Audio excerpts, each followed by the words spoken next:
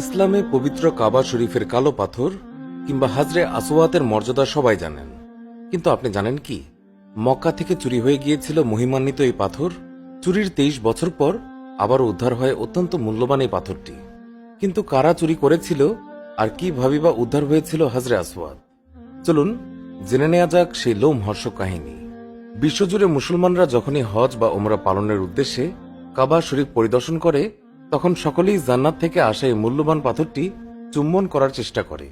মহামূল্যবান এই পাথরটি বর্তমানে একটি রূপার ফ্রেমে নিরাপদে আবদ্ধ করে রাখা হয়েছে। যারা এটিকে দেখতে যান তারা ফ্রেম খোলার মাধ্যমে এটিকে পুরোপুরি দেখতে পাবেন।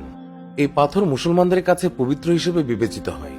এটি রাসূলুল্লাহ সাল্লাল্লাহু আলাইহি ওয়াসাল্লামের দ্বারা পুনঃস্থাপিত হয়েছে এবং এটিকে আল্লাহ তাআলা জান্নাত থেকে বরকত স্বরূপ পৃথিবীতে পাঠিয়েছেন। এটি পবিত্র কাবা শরীফের ভিত্তিপ্রস্তর হিসেবে বিবেচনা করা হয়। 930 খ্রিস্টাব্দের জানুয়ারি মাসে হঠাৎ করেই মক্কা থেকে হাজরে আসওয়াত পাথরটি চুরি হয়ে যায়। জানা যায় কারমাতিয়ান নেতা আবু তাহির আল কারমাতি পাথরটি চুরি করে সেখান থেকে হাজার বেচে বর্তমানে বাহরাইনে নিয়ে যায়। আবু তাহির আল কারমাতি প্রাচীন বাহরাইনের কারমতি রাজ্যের শাসক ছিলেন।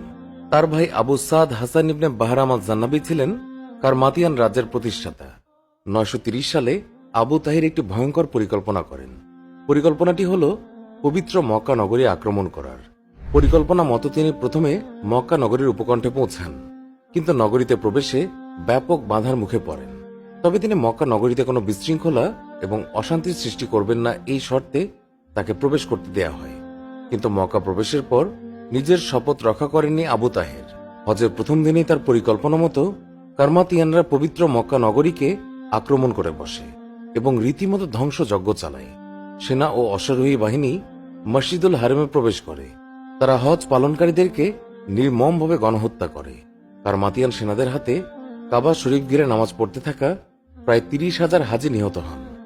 এরপরেই তারা পবিত্র কাবাঘর লুটের জঘন্য কাজটি করে, চুরি করে পবিত্র হাজরে আসওয়াত। কারমাতিয়ানদের নেতা আবু তাহির পাথরটি নিজ দেশে নিয়ে যান। তার ইচ্ছে ছিল হাজার বেসের মসজিদ আল দিবারের দেয়ালে এটি স্থাপন করার। এই মসজিদ আগেই তৈরি করেছিলেন আবু তাহির। এতে হাজরে আসওয়াত স্থাপন করে একে পবিত্র স্থান করতে চেয়েছিলেন তিনি, যাতে লোকে কাবা শরীফকে বাদ দিয়ে মসজিদ আর দিরারকে হজের স্থান হিসেবে গ্রহণ করে। কিন্তু তার এই দুরভিসন্ধি এক মুহূর্তের জন্য বাস্তবায়িত হয়নি। অবশেষে হাজরে আসওয়াত চুরি হওয়ার দীর্ঘ 23 বছর পর আব্বাসীয় শাসনামলে বিশাল মুক্তিপণের বিনিময়ে পাথরটি আবার ফিরিয়ে আনা হয় এবং আবারও পবিত্র কাবার আগের স্থানে এটি স্থাপন করা হয়। হাজরে আসওয়াত জান্নাত থেকে এসেছে। এছাড়াও এই পাথরের পবিত্রতা নিয়ে মহানবী সাল্লাল্লাহু আলাইহি ওয়াসাল্লাম একাধিক বক্তব্যে ইসলামের গুরুত্ব ও মর্যাদা বর্ণনা করেছেন।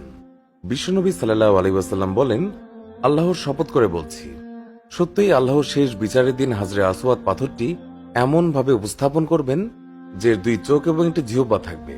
তারা ওইসব লোকের সপক্ষে সাক্ষ্য প্রদান করবে যারা পাথরটিকে সঠিকভাবে চুম্বন করেছে।